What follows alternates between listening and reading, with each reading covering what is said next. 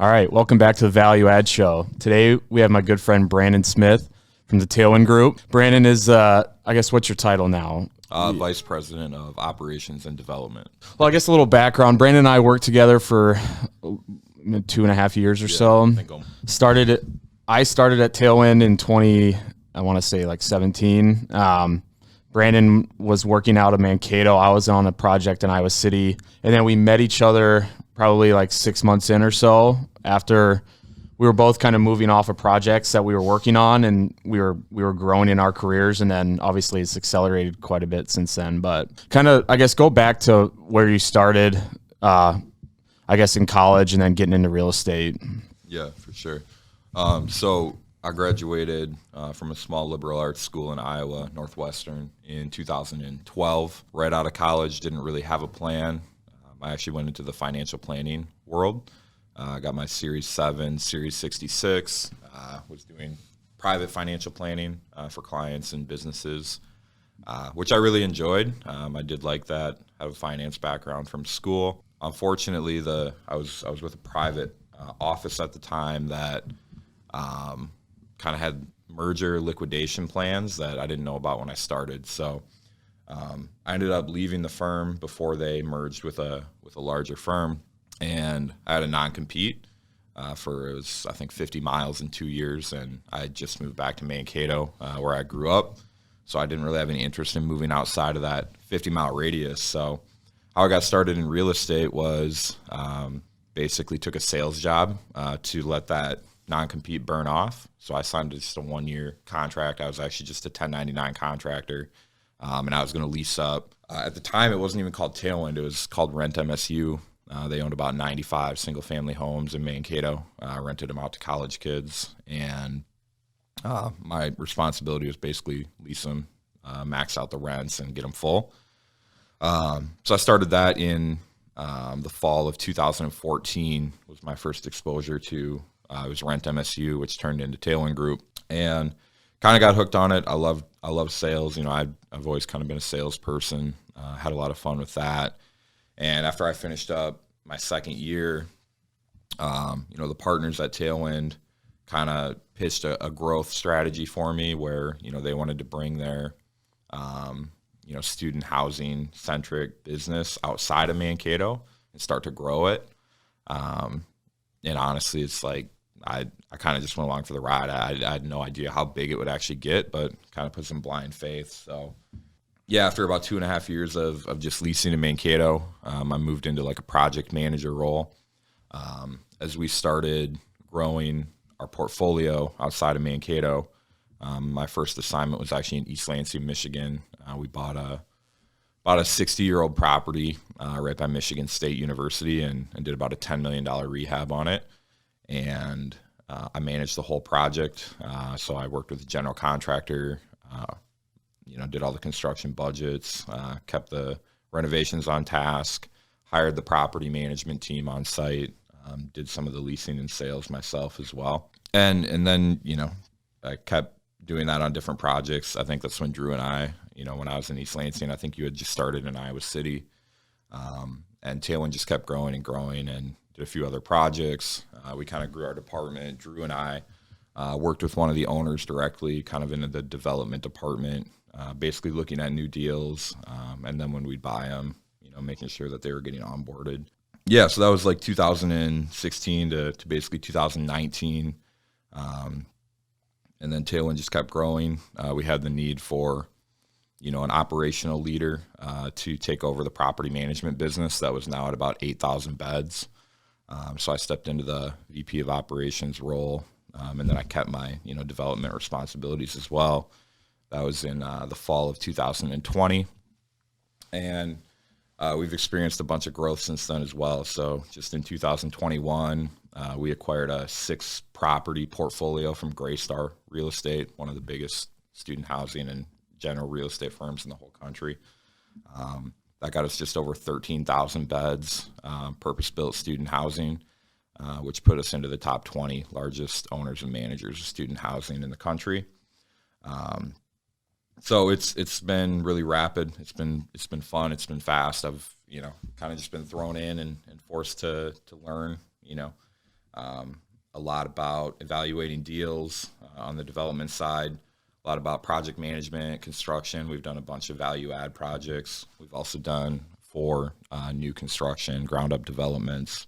And then on the operations side, just, student housing is a really competitive market. Drew knows, pretty saturated in most markets, and you got to work really hard to find competitive advantages to get your properties leased up. So that's what I do today. Lead an operations team of about 150, 175 people across 13 different states. It's about 25 properties. And then on the development side, really just working directly with the rest of our leadership team and the owners on evaluating new deals. So that's my story, where we are today. Pretty long-winded, but I don't know if you guys have any follow-ups from there or where you want to take it. So yeah, well, I guess I know student housing, it's a lot different, I guess, in market rate. I guess, what do you say is the biggest challenge? I know, we come from a leasing background, so in my point of view, from my time at Tailwind, it's probably leasing, because you have a certain timeline to fill these beds, and if they're not full by more or less August 1, you're kind of stuck at your occupancy. I would assume that's probably a huge challenge. What are the other challenges that you see happening in student housing, especially as money has flooded the market and cap rates have compressed? Yeah, pre-leasing, exactly what you said.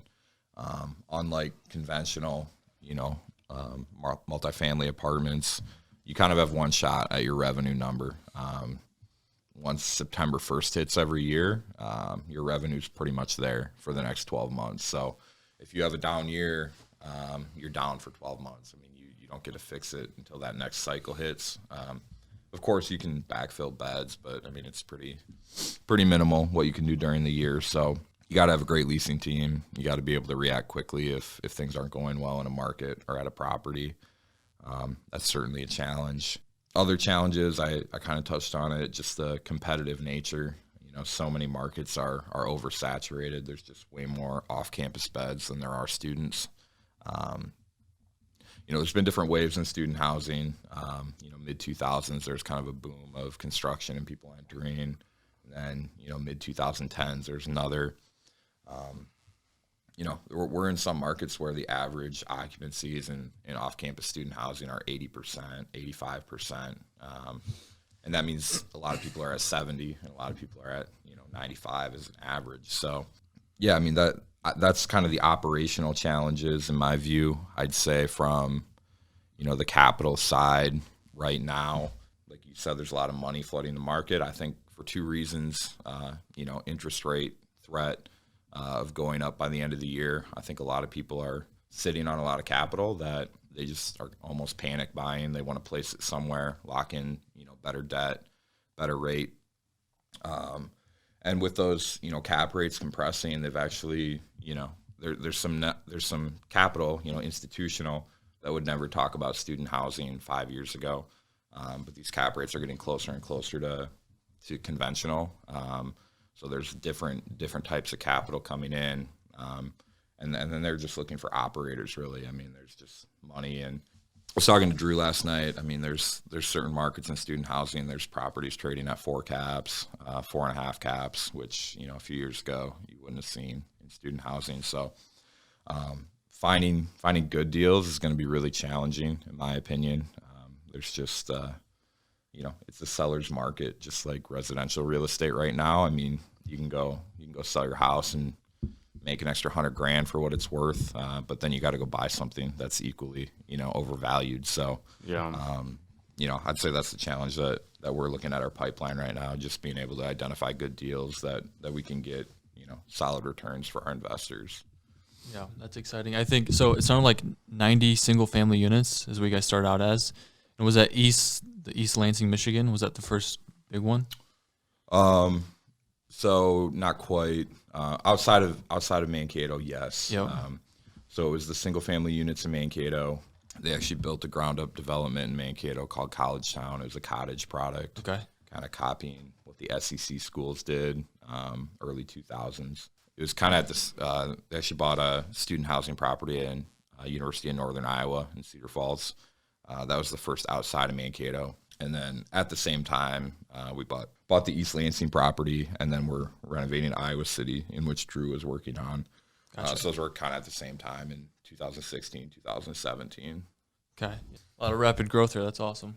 Yeah, I mean, I think it's a unique company in the fact that basically 4 owners came together, obviously who we know well, and for, out of Mankato, Minnesota, which is a small town in Minnesota, and you don't see that very often, which, for me was appealing. Obviously getting started, it was a lot of fun on the growth trajectory. I think people could get value out of listening to how a project works. For example, like Vermilion, South Dakota, we both worked on that. It was a ground up development, and just the whole process of, obviously you're acquiring the land, you're getting everything scheduled as far as the construction progress and everything, but the actual operation of the lease up, and then, the first year obviously is a lot tougher than years in the future, since there's a lot of issues on the construction side when tenants move in. I guess what would you say is the toughest part on a development on that first, you have 12 months basically to fill all the beds, which isn't typical when you're just releasing every year.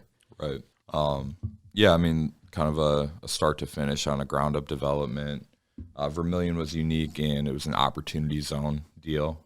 So a lot of our investors were putting money in to get the tax breaks, over that 8 to 10 year period. Luckily we had established a good relationship with an architect, engineer, and a general contracting firm that had done, Vermilion would have been our 4th deal that we did with them, with a similar building style, similar floor plans. So we had some familiarity with them. Always risks on construction, on budget, on delivery schedules. I think we've been fortunate. We've never had a total disaster on, not being able to deliver a product on the agreed upon move-in day. We've been a little tight before. I think Drew can tell some stories there. So that can be a killer. I mean, if you don't deliver for 2 weeks, a month, you're putting kids in hotels, you're losing rent, you're paying their expenses, and, reputation, it can take 2 to 3 years to recover. And then, that first lease up is tough because you got to fill in that case, all 500 bedrooms. We typically, our portfolio, we see 30 to 33% renewal rates on all of our properties. So, every other year, you've only got at least 70% to new. But that first year, you got to go fill every bed new, which makes it challenging. We're building in Lincoln, Nebraska right now, and downtown Iowa City, where we're at. That's actually why I'm in town right now, checking in on that project. Those are our 2 lease-ups that are, probably trailing behind the rest of our portfolio. And I think for that exact reason, you just don't have that renew base, and you got to go work twice as hard for every tenant. So yeah, and how much do you think the amenity space plays into that? I mean, I guess if you're listening, you don't understand. Basically, student housing, I would assume probably 10 years ago, took a turn to these large complexes, some, downtown campus and some further out, but it became a amenity war more or less, and what can you build bigger than the next guy? So we would put in pools, multiple pools at properties, golf simulators, gyms, tanning beds. I guess do you think that's changing as time goes on? I would assume it probably is, and what they're looking for. And how much do you think that plays into a lease up and just, your occupancy moving forward? Yeah, I mean, the amenity war was kind of late 2010 to 2015, kind of everyone just one-upping each other. I mean, movie theaters, golf simulators, bigger pools, second pools, hot tubs, arcades, game rooms, all the above. To be honest, I mean, as a salesperson, it was really just the flash that you saw for the tour. The truth is they don't get that much use once kids move in.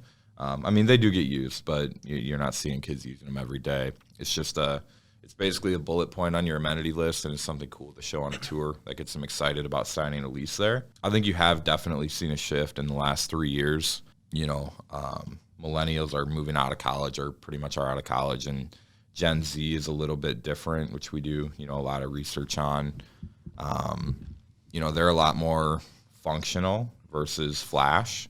Our top amenities now, we've actually remodeled some clubhouses. We've gotten rid of game rooms. We've gotten rid of basically a good fitness center and a study lounge. I mean, it's crazy. We have some study lounges that almost any time of day you can go in, and I mean, every table's full, every booth is full.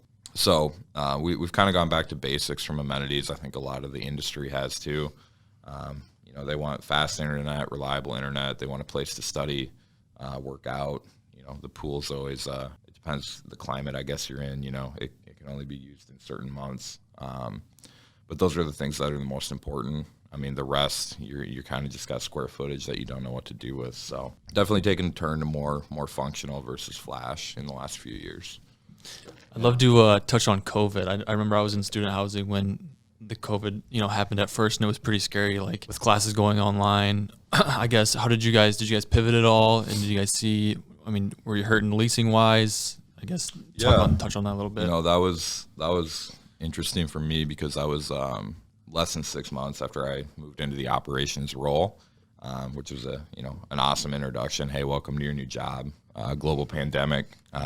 So yeah, we kind of threw an all company meeting together. Here's what's happening. I just remember the day. I think Michigan State was the first school, like kids are going home. And then it was just like this avalanche came, like every school, like, hey, they're on spring break, they're not coming back, or they're leaving a week early for spring break and it's going to be a month long. And reality just started to set in, like these kids aren't coming back. And, mid-March, late March, our portfolio is probably about 60% pre-leased.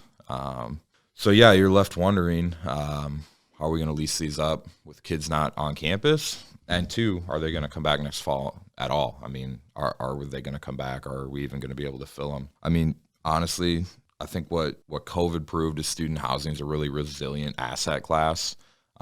Kids stayed on campus. We had one property at Michigan State. I keep referencing that, but it was a cottage product, and we were only like 60% pre-leased, maybe 50% pre-leased. And Michigan State shut down their dorms. The next day we had like 50 kids like, hey, I don't want to go home. Can I move in? Can I sign a lease? We actually filled our property like in 2 days. Wow. Class or not, kids, what they proved is they want to be on campus. They want to be with their friends. They want to hang out, where the fun is. And, we got our portfolio during COVID to just under 95%, which was the best we had ever done. It was about 94%. Most schools came back to class in the fall. The ones that didn't were more West Coast, Ivy League, which we don't have any assets in. So honestly, we actually did better during COVID than we had the year prior because, on campus, they kind of limited and shut down a lot of stuff. And, we had the open door, right? Because if you talk the health and safety measure, largely all of our units are bed to bath parity. So you get your own private bedroom, you get your own private bathroom. That's your social distancing and isolation, whereas in a dorm room, you're sharing a bathroom maybe with 12 other people, and you're sharing a suite with one other person, maybe two. So we actually, we had a lot of advantages through there that kind of stuck through. And, now this fall, our occupancy is even higher than it was, set another record this fall, and our pre-leasing's like 7% ahead of the best it's ever been for our portfolio. So did you let them out of their lease if basically they said, classes are going online, you can go home? Did you let any, or I guess, how did that work? Because I would assume, there's probably a huge outcry and everybody, not everybody, but a large majority of people were heading home at that time when they canceled in class. Did they just start calling and saying, hey, I don't want to pay my rent anymore? Yeah, isolated cases, honestly. Yeah, it wasn't huge though. Yeah, honestly, much less than you'd think. Yeah. We did some polls, and I'd have to go actually look at the data, but, a month in, after everything was shut down, hey, are you still living on property? Did you go home? I feel like we were like over 85% stayed on property. We just really didn't have that many people leave. They're paying for it. We've got the amenities. They've got their setup. If they're doing class online, they can do it just as well from their room here versus at home. So, yeah, of course, there's people that try to get out of their lease, but no, we didn't. Yeah. We didn't let people out of their lease for that. How many different states are you in right now? Do you know off the top of your hand? Yeah, I think it's 13. I could list them off, but that sounds right to me. We really started in the Midwest. It was Minnesota, it was Iowa, Michigan. We kind of stayed in that pocket, into Indiana and Ohio. In the last year and a half, We've kind of launched out of that Big Ten type market, Midwest. We've gone a lot of SEC schools. Have a property at University of Alabama. We have 2 properties at Ole Miss. Have a property at Florida State. Property at Florida International in Miami. 2 properties at Stillwater, Oklahoma State. So we've kind of one at Mizzou. So we've kind of launched out of that, Midwest pocket. Yeah, I think it's 13 states, but that's crazy. That's exciting. I'm assuming, you're traveling a ton.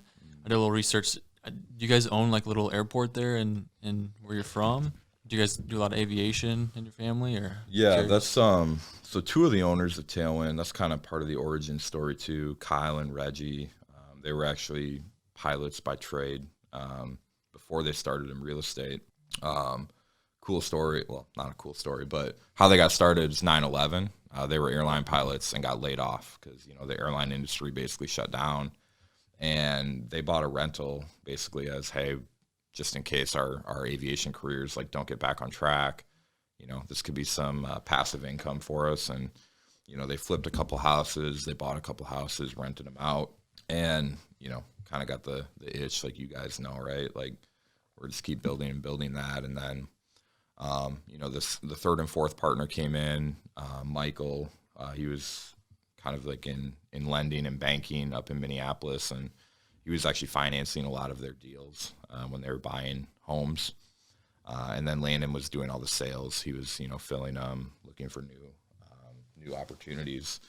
So they kind of just all, met up and said, hey, let's join forces. Let's do this together. So yeah, Tailwind Group, aviation, lingo, right? Tailwind, kind of propelling you forward, have wind at your back. That's where the name comes from the pilot background. And so Kyle and Reggie, then they also own a company called North Star Aviation, which actually they purchased from my dad. He owned that business for 30 years and retired about 5 years ago. So they don't own the airport. They own a company called North Star Aviation, which is, operated at the Mankato Airport. The primary business is it's Minnesota State. It's their flight school. I don't know, a couple hundred kids come to MSU to learn how to fly. They have all the training planes, all the simulators and things like that. So yeah, we have a really huge advantage in our real estate portfolio because, if we see a deal we like, we get an email from a broker, we can be on a plane in an hour. We don't have to drive up to the airport, go through security. Yeah. We can be really reactive and get places in a hurry, which is honestly a really huge advantage. Or just, visiting, a lot of these college towns don't have big international airports. So if you're doing the airline route, I got to fly somewhere, get a rental car, drive an hour. We fly right into Oxford, Mississippi, right into Iowa City, right into, Bloomington, Indiana.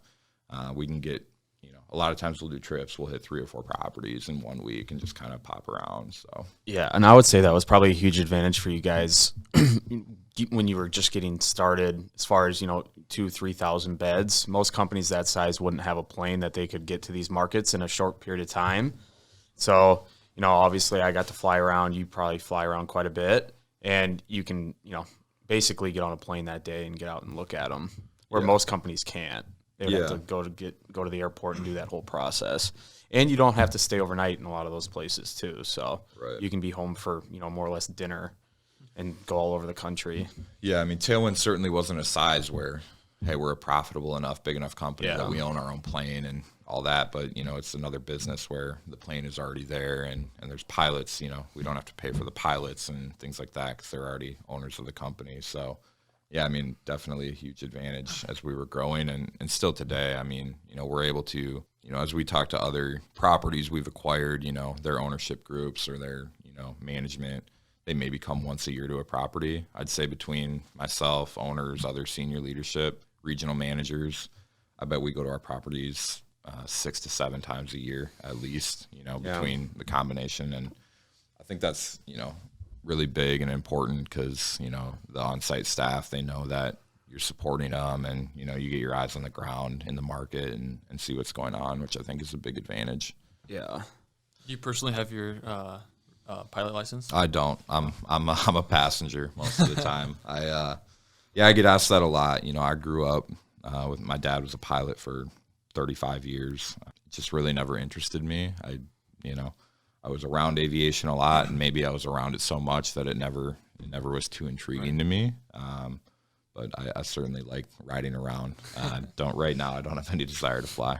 Yeah, you should. I'm curious also, did you guys acquire like a golf course? And it sounded like the clubhouse burnt down. Did you guys have to rebuild that? Yeah. I thought we were going to talk about good investments. How's the golf course business? Yeah. Everybody wants to own a golf course. Yeah, so if you're listening, I can almost promise you that you will not make money if you buy a golf course. I kind of almost guarantee, unless you're in Scottsdale or somewhere where it's going to be open 12 months a year. So, yeah, it was a unique opportunity. There was a 9-hole golf course in Mankato. Like you said, they had a clubhouse kind of bar, burned down.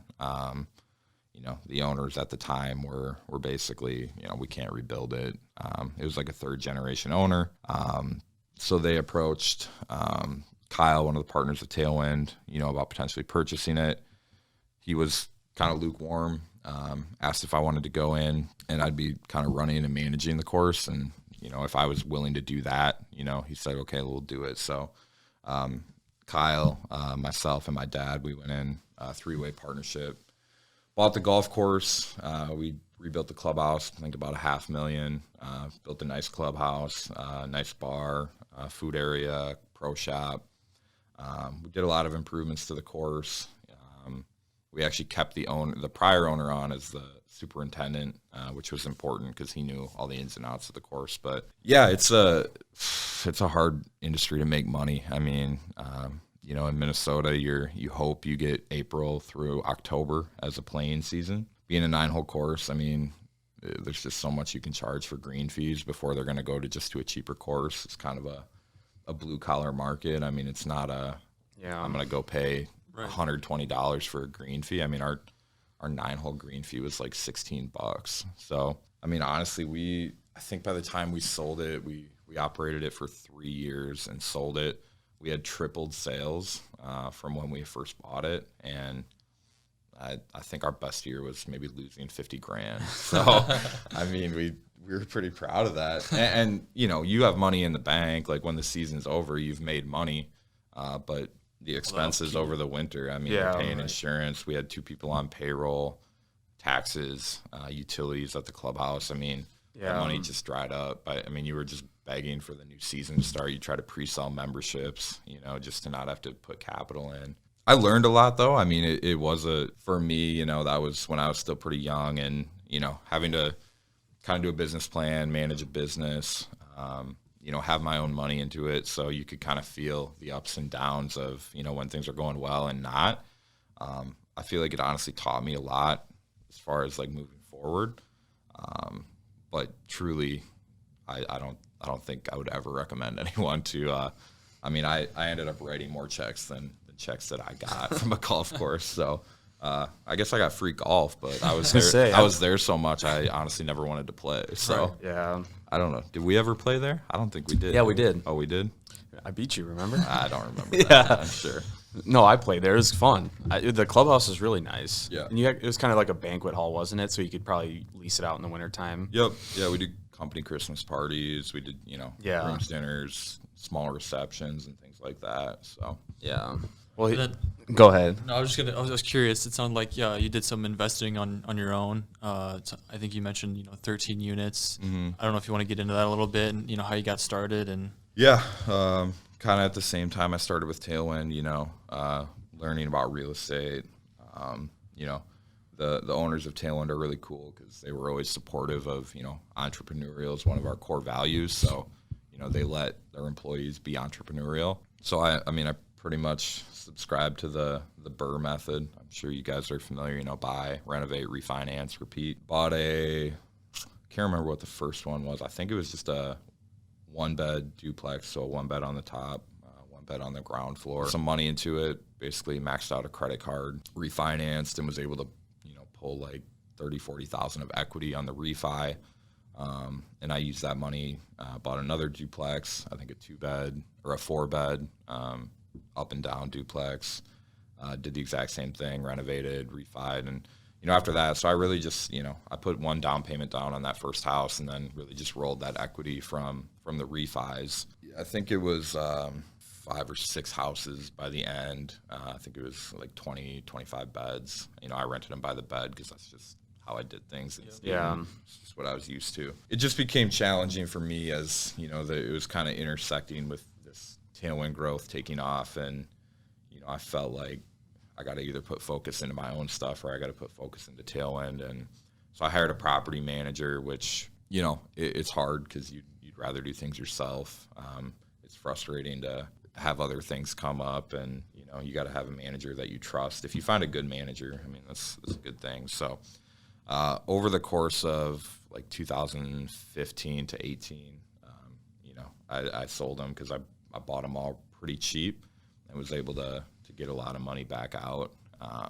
So don't own any more on my own, but now mainly just invest my money into deals with Tailwind, privately, which is aligns with what I'm doing every day. So yeah, I was gonna ask. I think people like the war stories, especially in student housing and just dealing with a lot of different situations. One example that you made reference to was the Iowa City project. Basically, it was a unique project in the fact that it was like a total remodel, more or less more new construction. Some of it was new construction, and it was a remodel of a property that had been, deferred maintenance for years. And we got into it, and it was pretty obvious probably, a month before move-in that this project wasn't going to be finished in time. And it was 850 beds, which is a large project in student housing. And basically, move-in day comes around, or I remember the night before, I don't know if you were there, we were all sitting in the clubhouse. There was like 10 of us drinking beer. It's probably like 10 o'clock, and we were all kind of just looking at each other like tomorrow's going to, it's going to be a war because in student housing, you have parents. You have the students and then the parents who are also basically living in the unit because they're so involved. And it was 8 o'clock came around. I remember there was a line, like the whole street, like the whole city street was blocked off because there was thousands of cars waiting to move in. And these units were probably 90% of the way done. Some of them were 100%, half of them probably or more. And then there was 25% that still needed like the general appliances, and the appliances were in the living room. And it was it was really unique in the fact that we were allowed to move them in, but it just wasn't done yet. And so that was a huge challenge. It was my first new build or my first project with Tailwind. You had experience with it a little bit, but it was that was a crazy, week where I remember they were testing the fire alarm system in the clubhouse the day of move-in, and parents were really upset. And so I remember, we talked about that last night, but just how crazy that situation was and getting through it.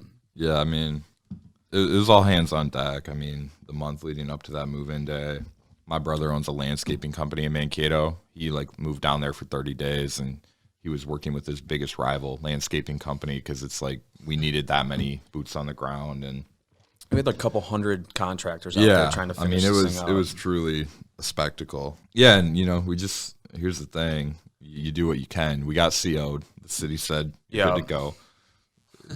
So we're gonna move people in, right? And we basically just took sections. I remember I didn't get a golf cart, but I was just walking around. I'm like, I got these 2 buildings, and you're friendly. You're trying to be, hey, welcome to the quarters. We're excited. And when I opened the door, I honestly didn't know what it was gonna look like.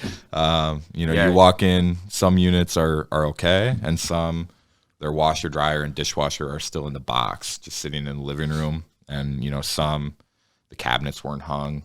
And I'm just like, look, this is gonna get done. I can't do it right now, but at some point, and it's one of those things.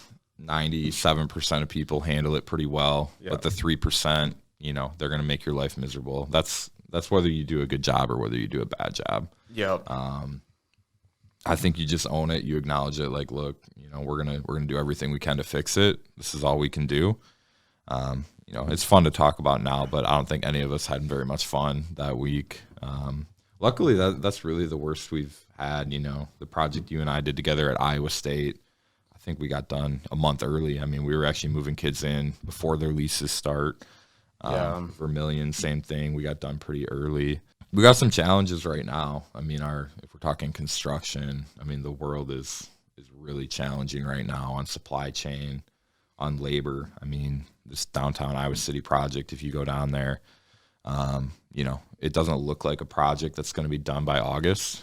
We still are tracking, but, you know, we'll lose a crew. We'll lose a framing crew because 7 of them got COVID, right? Like, okay, so they're out for 10 days. Like, that bottlenecks, you know, that puts your schedule behind 2 weeks because no one can do anything. So you've got COVID, and then, you know, our commercial part of that project, one of the businesses got delayed opening 30 days because their electrical panel was coming from Europe, and that's like the only place it could come from, and it was stuck on one of the ships that was just sitting in the bay that no one could get to. So, you know, that's more modern day problems. I mean, today problems, you know, back in 2017, that was more just chaos that we probably inflicted on ourselves a little bit, but yeah, I'm sure everybody learned a lot from that. And also, I think nowadays construction trends are moving more towards prefab and like sections of these buildings. I know Iowa City, we were talking about that last night, how they can manufacture or build a lot of these off-site and just ship them in and then put them in place. Are you seeing that? That's a tower that you're building, so it's a little bit unique, but are you seeing that on all these different, like the one in Nebraska? Is it similar in how it was constructed? Nebraska, we did all traditional wood frame on top of a concrete podium, so it was a little more traditional. But yeah, I mean, Iowa City, light gauge steel, you know, basically each wall and ceiling is coming in a piece. So, I mean, it's pretty impressive. I was on the roof at like 9 yesterday morning, and one whole exterior, you know, you could just walk off the side of the building. There was nothing there. And I went back up at 3, and the entire wall was framed up. You know, like they can basically frame up a whole story, each individual room and the exteriors and the ceiling in like 6 days. Because these walls are just coming pre-assembled. It's not quite as simple as putting Legos together, but I mean, it kind of is like that. Yeah, that's honestly. crazy. Do you have like go-to contractors you find in each market? I mean, how are you guys, you know, logistically? Yeah, I mean, we've used a lot. You know, kind of, it's what the construction type is. We used a partner called Mo's Contracting out of Owatonna, Minnesota. They did all of our garden style construction. So they did Iowa City, Ames, Vermilion, Quarters, Mankato. You know, you kind of know what to expect. You know, they have the designs. They've done them before. Get into a good cadence with them. Used a company in Mankato called Apex Construction. You know, they did our first couple renovations and value add projects where you're not starting from scratch, but you know, you're kind of gutting an apartment, starting new, transferring tenants mid-year. From there, we actually met a contractor in East Lansing that was basically the major sub. They did all the demo, framing, pretty much all the interior stuff. We've actually kept our relationship up with them. I think they've done 6 projects with us now. They actually just follow us around the country, which is pretty unique. I mean, it's awesome to have someone that we trust. They traveled out to Wyoming and did a whole renovation there for us. They just finished up in Columbia, Missouri. We did about a $7 million renovation there. They redid our clubhouse at Ole Miss, and then we just bought another property in Ole Miss, and they're doing about another $6 million renovation. So, you know, they send a crew of 4 to 6 down that manage the project. They hire all the subs. We've been lucky to have them, you know, to be able to go into every new market and have a GC partner that you trust and knows what you expect and what you want to do. And then, you know, for other types of build, like, you know, downtown Iowa City is an 11-story tower. So we went with kind of a bigger general contractor with more of a reputation in Knutson Construction, just a bigger firm that's built, you know, projects to that scale before. So, yeah, I mean, we've used a lot of partners. It's really dependent on what's the project type and where is it, because, you know, it was important for us in Iowa City to use local subs. You know, our architect, engineer, everyone was a local because, you know, they know the city and could help us out with permitting and planning and zoning and stuff like that. What are some key data points that you guys look at when getting into a new market? Are you looking at population growth? I guess what key points are you guys focusing on? Yeah, not really population. You know, we're so student centric. Yep. You know, we're looking at student population. So enrollment trends are huge. I'd say the pipeline is probably the next thing. You know, what's the supply demand right now? If the market's a 97% occupied market, but two new people are coming to town and they're going to build 2,000 beds. You know, that was something we experienced in Iowa City. Drew leased it the first year, and I think we filled, right? Yeah. Or 99%, you know, roughly. But that was before, you know, CA Ventures, they came in and built Rise, which is 600 beds right downtown. 2 years later came in and built Latitude over in Coralville, which is another 700 beds. I mean, enrollment's not growing that quickly. You know, University of Iowa is maybe adding 100 to 200 kids a year gross enrollment growth. So you just go inject, you know, 1,500 beds into the market. You know, it can really change, you know, your trajectory on, you know, it gets a lot more competitive, and, you know, 100% occupancy can turn into 94% occupancy pretty quick. So, you know, we're looking at the supply demand, you know, current beds in the market, anything new coming, and then, obviously enrollment trends. I mean, you want to see at least universities that are steady. I mean, there's not a ton, truth be told, that are growing like huge. Enrollments aren't going down at major universities, but they're kind of leveling off. So, but there's some schools that have gotten hurt pretty bad. I mean, University of Northern Iowa, when we bought that asset in 2016, I think had about 14,000 kids. They're down to like 9,000 something today. I mean, that's just a massive drop. Yeah. But, you know, there's some growing at the same time. I mean, Purdue just had their largest freshman class in school history. You know, there's kids that are staying in hotels because they don't have anywhere in the dorms for them. So there's some markets like that are blowing up too. So those are, I mean, if you're looking and evaluating a market, those are obviously some metrics that you're looking at. And then, you know, as far as what are you looking at on a deal, you know, what's the current NOI, what's the occupancy? You know, our management style, we're a pretty lean management company. So, you know, picking apart their expenses, you know, where can we save there? I would assume what's the value add as well. You know, if you can go in and add beds or add baths, things like that. Yeah, exactly. I mean, that's something I think we've done well. You know, our project in East Lansing, Laramie, Columbia, you know, you're buying it at a pretty cheap price per bed. Because there is $6 to $8 million in CapEx that's needed. So it's really evaluating, once we do the renovations, what's the rental growth we can get. Laramie, as an example, rents were about $395 a bed, and tenants and the landlord paid all utilities, water, gas, electric. We did our renovation. We were able to get rents up to like $485, and tenants started paying utilities. I mean, it was like half a million swing in NOI in the right direction. So, yeah, I mean, a lot of factors. Again, it depends what the project is, if it's ground up, if it's, you know, there's some deals you're just taking over and hoping you can manage it better. You know, we pride ourselves on our pre-leasing ability. I think we're one of the better, you know, companies in the nation. We're pretty aggressive. We employ, you know, salespeople versus 10 college kids, you know, that are just giving tours on the weekends and whatever. So, you know, sometimes it's just, hey, we're buying a property at 92 and we got to get it to 97. You know, we just got to find a way to fill more beds and sign more leases. So, yeah. It's exciting. Is your guys' strategy buy and hold? Do you guys have any plans to, you know, sell some of your properties down the road, or are you guys going to hold? Yeah, I mean, we have been buy and hold, but I think that's more, you know, just hitting the cycle of the asset. We've actually sold 2 properties in the last 6 months.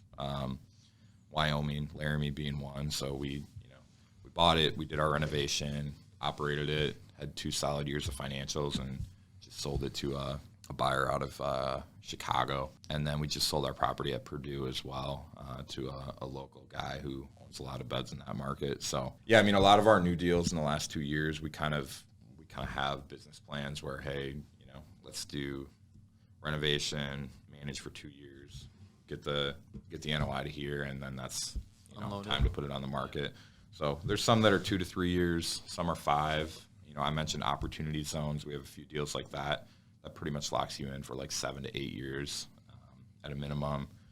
You know, some deals, depending on what debt you get, you know, if there's big prepayment penalties like on a Fannie or Freddie loan, sometimes it doesn't even make sense. You really can't sell it because your prepayment is going to cut into any margin, you know, that you get on your sale. So, yeah, I mean, look, real estate, everything's for sale. That's really how you make money in this industry.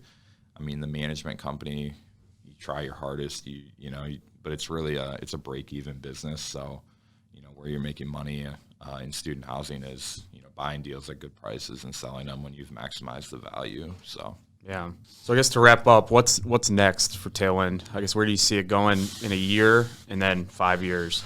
Yeah, I mean, it's a hard one.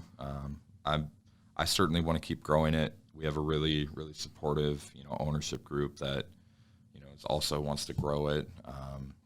They've empowered our leadership team to, in the last year or two, to make a lot of decisions and be involved in that process. So, we put a vision statement out 2 years ago that we want to be a top 10 owner of student housing. I think I mentioned we just cracked the top 20.